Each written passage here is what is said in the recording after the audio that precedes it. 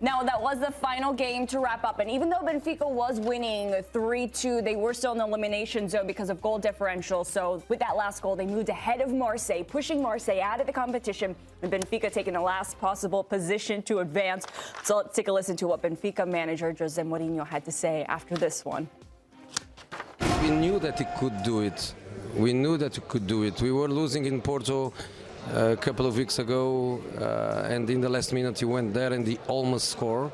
So we know that the big guy is capable of this. The quality of the service, of course, is the most important thing. You have to put the ball there. But it's an amazing goal for the guy. When did you know you needed just one goal? When did you look at... When I make the changes, the last changes, Ivanovic and Antonio Silva, I was told is enough. So let's close the door. When I make the changes a few seconds later, they tell me we need one more goal. But I cannot make more changes. So that was the lucky point to get a free kick that allows us to go there with the big guy. I love how he keeps calling him the big guy. The big guy. The big guy got some air to get that header, Tony. Yeah, what a moment. I'm just so happy it happened last night, and Jeff's here because you know how much he loves Goalkeeper. Right? So this is a day where he just, he's got nothing to say today. I love it, because every time we do Golazos and Tony's on the show, somebody can smash in a worldie and I'll just mutter under my breath, goalie, goalie. And this is why we put you guys together at the desk, and we're going to have you guys paired together throughout the show so we can get the perspective of the goalkeeper. From our big guy. From our guy here. I mean, what Jose Mourinho had to say after he admitted that he had no idea, they had no idea that they still needed a goal, and it wasn't until he made that substitution that they knew, oh, we need one more goal here. And that's an interesting admission from him, as someone who prides himself in always managing games and always knowing what they need, and especially in this competition. Look, I've been one of the ones, I have criticized Jose Mourinho. I have criticized him in talking about the fact that he maybe some of the things that he's done as a manager and maybe some of the tactics he's had has maybe passed him by. The game has passed him by. But in this competition and in these moments, you can only expect magic from his teams. And he got them to do it. And the way that they did it with Trubin scoring this goal, it really is fantastic. You got to plaster your wall with that picture. I don't care what anyone. That's the one Trubin's got to have all over his house. And how about the ball boy right at the end? With imagine that kid for the rest of his life. There'll be a story, in Benfica, with the allure of this game and all. There'll be stories about who that young man was. I mean, it's such an incredible moment. I said yesterday, and now I was standing here, right? This is like the moments we live for. How about that for a heat map? That's so good. This is the one that matters here. That's the one that mattered in the in the final seconds. And Tony, you were talking about how we could see Jose Mourinho tell the goalkeeper to get up. Yeah, and he said this had happened in the match prior to that, and Trubin almost scored, right? So you mentioned, he calls him the big guy, right? So he clearly thinks that he can get up. He actually got up over his own teammate when you watch it, right? And the teammate, when you watch the reactions, almost like he thought he scored, maybe, because he was so close to the ball. But yeah, there's Jose kind of organizing things, and there's the reaction after. And we've seen Jose over the years. I mean, this young Old kid. Trafford. It's like Old Trafford. Old Do you remember Trafford, Tony, for Porto, where he ran down. But Tony, look at this. It's not only a brilliant header, the delivery is super, but look at that. Any striker would be proud of that header, wouldn't they? No doubt about it, yeah. And I didn't realize how big he was until we, obviously they were interviewing him after he looked, that right there, stop. That right there. Put it on your wall, Such a and that's great it image. right there. Yeah, that's a good one. It also seems like he didn't know how to celebrate. He's just running all over the place. I need to dive. I need to do a knee slide. He just does it at the middle of the pitch. The goalkeepers, I got to tell you, don't really work on their goal-scoring celebration all that much. But that was a pretty good one anyway. So good. I mean, do they switch him to a striker now moving forward? You kind of have to think about that after that. After that header? Yeah, maybe. Come on, let's be brutally honest, right?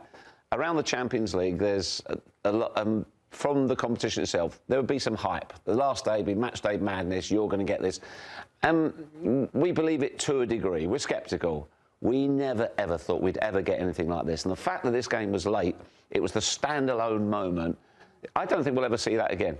That's up there with, you think of the late great goals that have won finals. In terms of drama, I don't think we'll see that again. A goalkeeper do that in that deep into a game. Tony, as a former professional goalkeeper. I mean, how do you think he's feeling in that moment? How amazing is it for a goalkeeper to be the one? Well, we don't have to think about how he's feeling. He was asked after the game, how do you feel? He's like, I don't know. I don't know. You just think about the moment, right? It's not something a goalkeeper dreams about, saving a penalty kick in the 96th minute, right? That changes the game, or in a penalty kick shootout. Like, those are the moments you think about. You don't. This is not what you think about, right? You joke about with your friends. I go up and I'm going to score a goal, but and then not only do you score a goal, but think about the ramifications, right? Mm-hmm. You knock Real Madrid out of the top 8. You're not worried about Real Madrid. You're worried about Benfica now getting into the top 24. Like, there's so many things that happen in one moment. I want to know from you though, as a goalkeeper, you went up, didn't you? What is it like? Because you're a goalkeeper, deep into the game.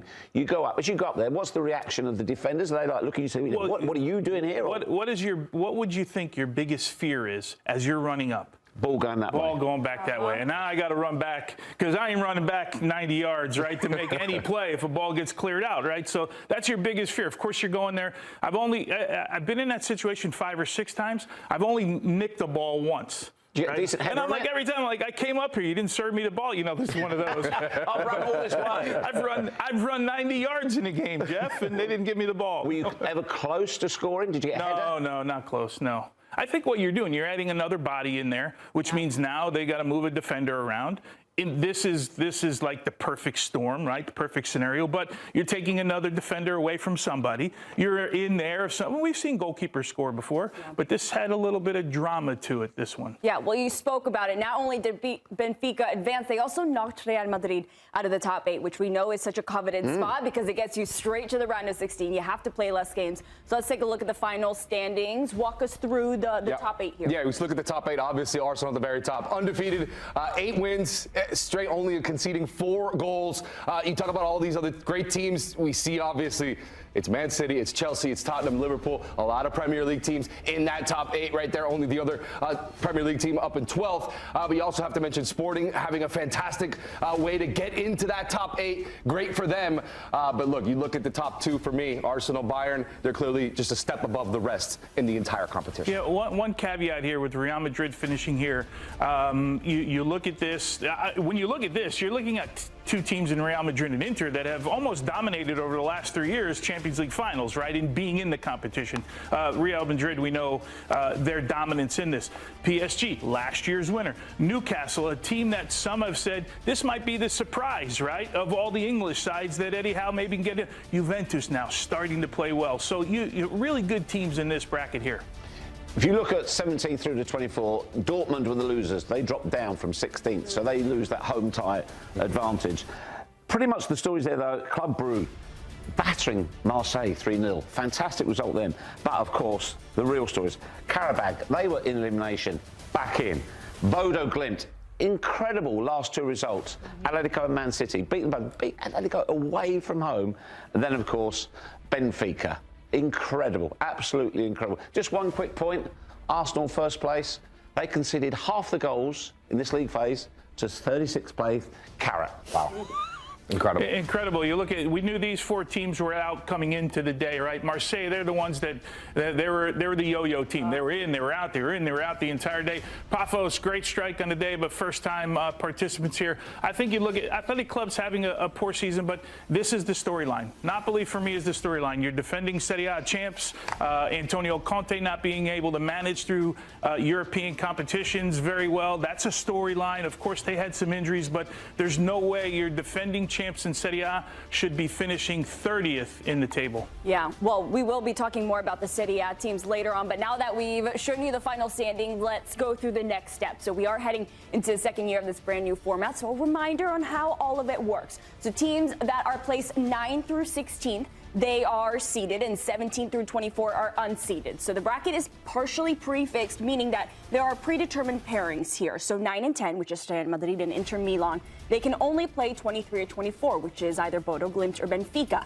11 and 12, PSG and Newcastle can only face 21 or 22, which is Monaco or Karabakh. So we will go through all the possible scenarios later on in the show, because as the fate of the 24 remaining teams in the Champions League will be made just a little bit more clear on Friday, we will be bringing you live coverage of the knockout stage draw for you right here on the Golazo Network, starting bright and early at 6 a.m. Eastern Time tomorrow.